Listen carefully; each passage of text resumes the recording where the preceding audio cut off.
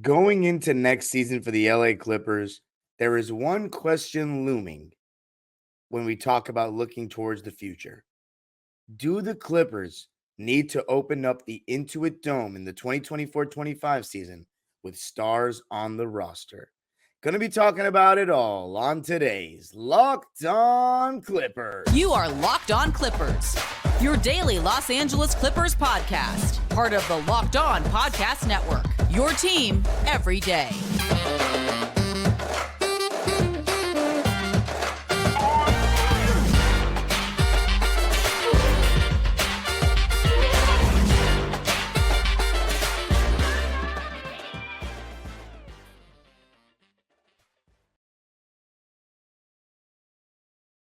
Yes, sir. You are locking in with the Clips. Thank you for making Locked On Clippers the first listen of your day, your team every day.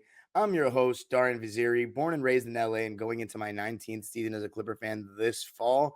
You can also follow me on Twitter and Instagram at DimeDropperPod and subscribe to my own YouTube channel, Dime Dropper, for even more NBA, LA Clipper, LA Sports, and NBA history content. And Locked On Clippers is free and available on all your favorite podcast platforms, including YouTube, where I want you to let me know if you think we need to open up the Intuit Dome era with stars on the roster that first season.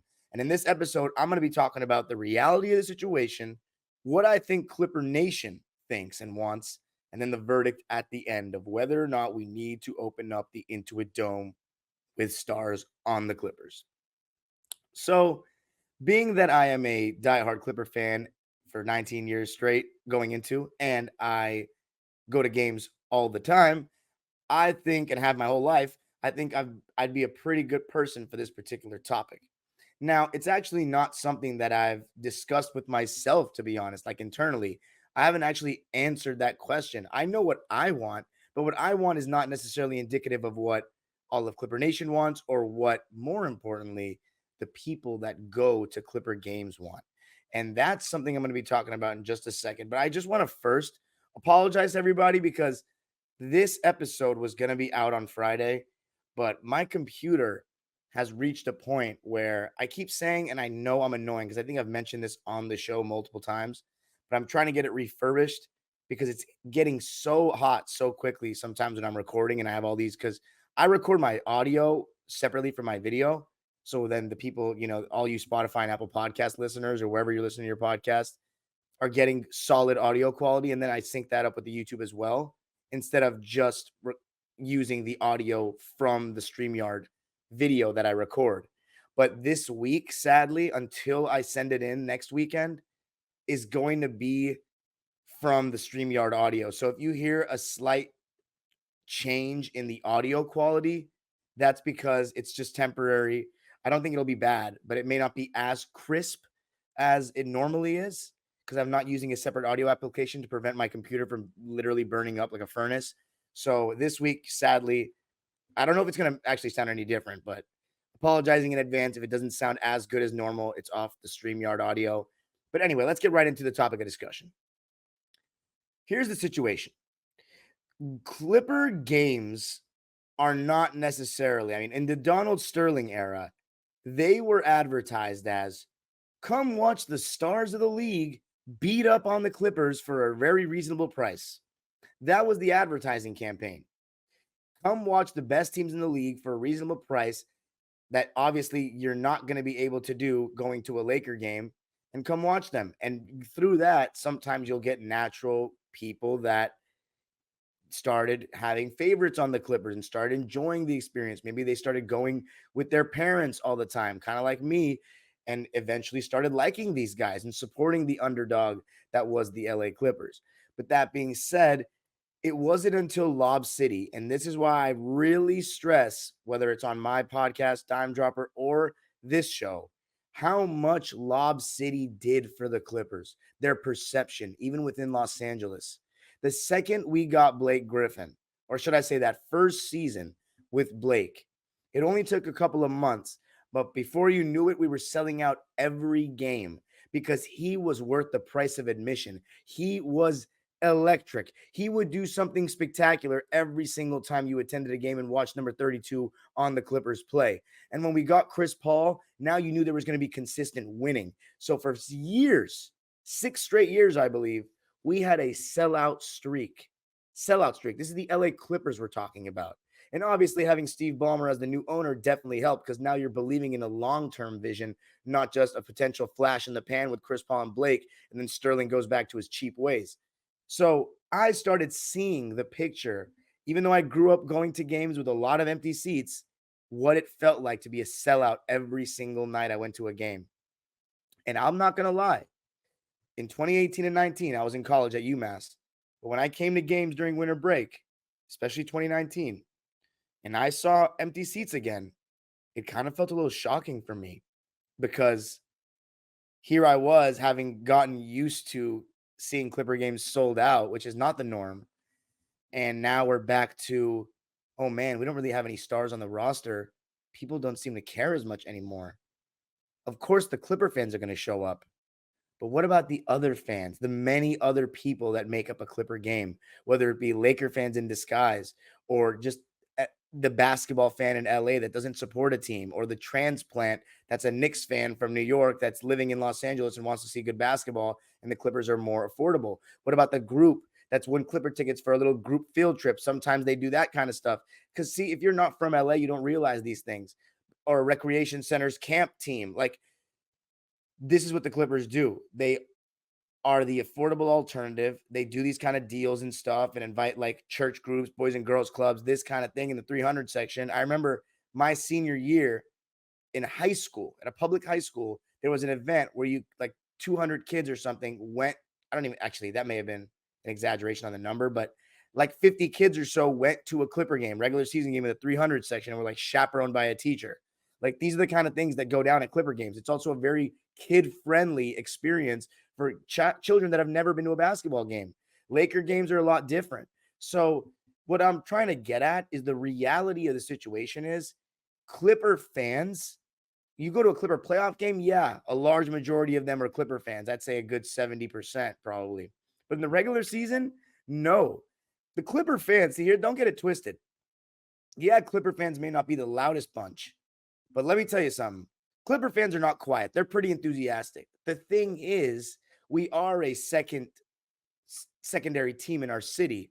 So we don't have the consistency in terms of fans. And when we do sell out, or we are, there is a Clipper game in the regular season, there are a lot of people that are at the game that are not Clipper fans, that are straight up just there to watch basketball, or one of the various examples I just used.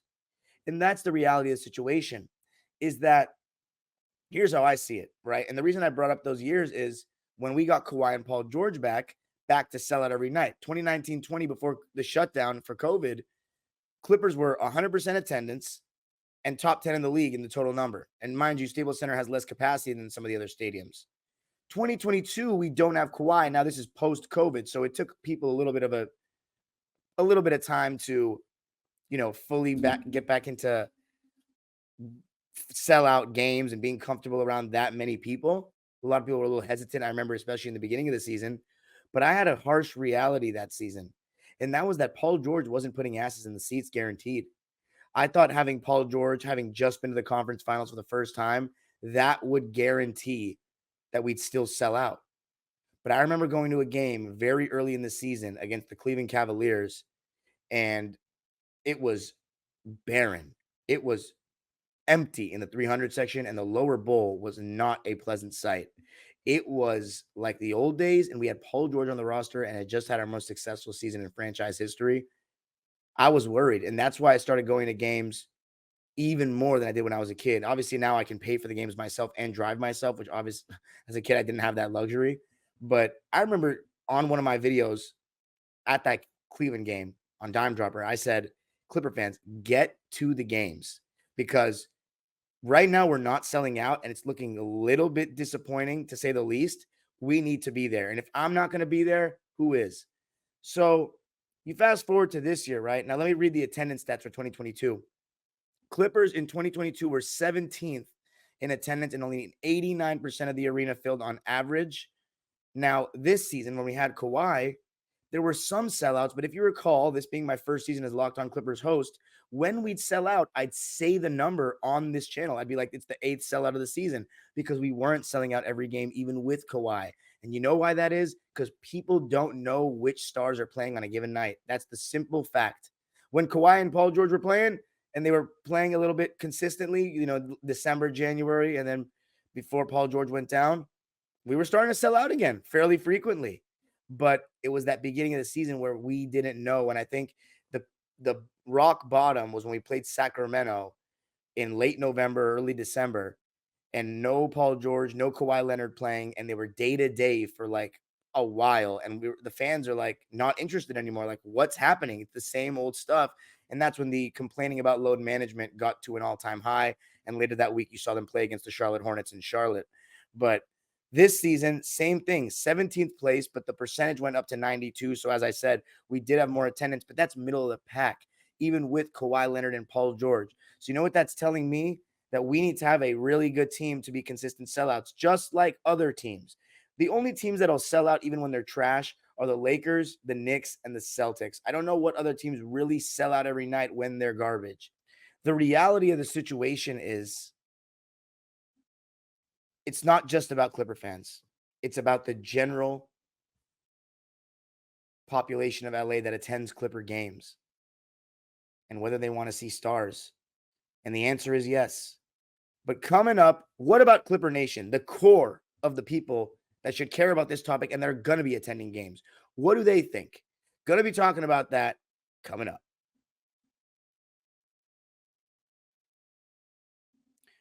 I got to tell you a little something about Prize Picks. Prize Picks is the best daily fantasy entry app around. And how does it work? All you got to do is pick 2 to 6 players and predict if they'll score more or less than their Prize Picks projection. You can win up to 25 times your money on any entry. You're not competing against other people. It's just you versus the projections. And Prize Picks offers projections on any sport that you watch. That doesn't just include the NBA. That could be the MLB. That could be PGA. That could be college sports. That could be the WNBA. That could be the Women's World Cup. You name it, they've got it on Prize Picks. Entries can be made in 60 seconds or less. It's that easy, safe and fast withdrawals, and currently operational in over 30 states and Canada. Just download the Prize Picks app or go to prizepicks.com to sign up and play daily fantasy sports. First-time users can receive a 100% instant deposit match up to $100 with the promo code Locked On. If you deposit $100, Prize Picks will give you $100. If you deposit $50, Prize Picks will give you $50. Don't forget to enter the promo code Locked On at sign up for an instant deposit match up to $100.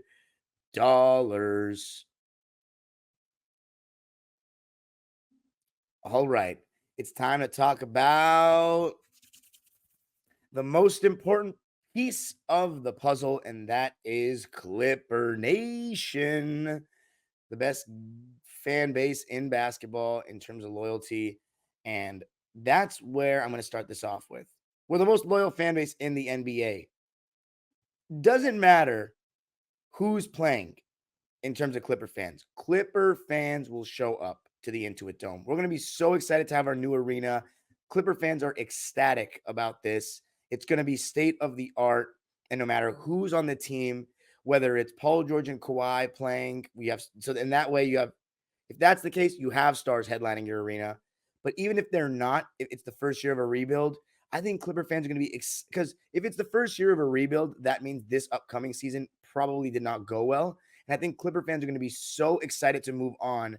And being in a new arena is going to be like a sign of not only is it a new era of Clipper hoops because of the stadium, but a new era of Clipper hoops on the court with the actual team. Now, here's the thing. If the Clippers start losing a lot with that team, there are naturally going to be fans, in every fan base this happens, where they're not as inclined to go to games when you're not winning. That's just human nature, and that's just, especially in LA, even though they're Clipper fans, it's lower attendance when you don't win, straight up.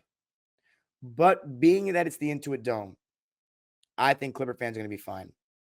As I said earlier, it's not about Clipper fans only. It's not. It's about everybody else. But me personally, it doesn't matter. It could be 5 guys in the comment section on this YouTube video playing for the Clippers, and I'd still go support. It doesn't matter whether it's Russell Westbrook, Kawhi Leonard, and Paul George, or it's Terrence Mann, Bones, Highlands, Zubats, Amir Coffey, and Kobe Brown as the starting lineup. I will be there loud and proud. And I think Clipper fans will do the same. And I think Clipper fans, there are a lot of them that want to move on, that want to start the Intuit Dome fresh. But as I said, not only is it not just about Clipper fans, when you lose, it is harder. It is harder to fill up the stadium. So am I going to sit here and guarantee you that it's going to be sellouts no matter what in the Intuit Dome, regardless of stars? No, I'm not. Because at the end of the day, the main thing the Clippers need to do is continue to put out a winning team, continue to either attract or produce stars.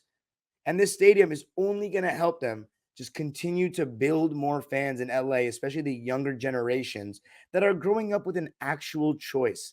Like, unlike kids in my generation or younger that had Jerry Buss's Empire and Sterling, slumlord racist. And that makes me sound terrible for picking the slumlord racist owner, but I didn't know any of it. As a 7-year-old kid, you don't know about the owner and what he's doing. So at the end of the day, now the kids that are growing up have a real choice, and you don't know who's going to win more championships long term. Now, I know Laker fans are going to laugh at that comment. Are you kidding me? But that's because they believe in this voodoo stuff about the Clippers and having a curse and all that. But the Clippers have one of the best owners in the league. We have a great new arena coming up. All you got to do is put the right guys in the right places, and then the luck and the basketball product, you have as good of a chance as anybody, depending on the circumstances. You need luck to go your way. But the first step is the owner, and the Clippers have that now. So the main thing is you got to just build more Clipper fans so that number of guaranteed fans, regardless of whether the team's good or not, is going to continue to build. It's going to continue to build. So in my opinion, moral of the story, Clipper Nation, I don't think the large majority of them will care. They'll show up regardless. The problem is it's not just them. It's not just them. But I think they'll be fine. I'll be fine. Of course, having stars is going to make them more inclined to come. But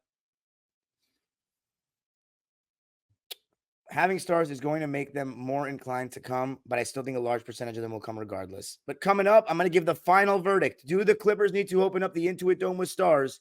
Going to be talking about the final decision, in my opinion, coming up.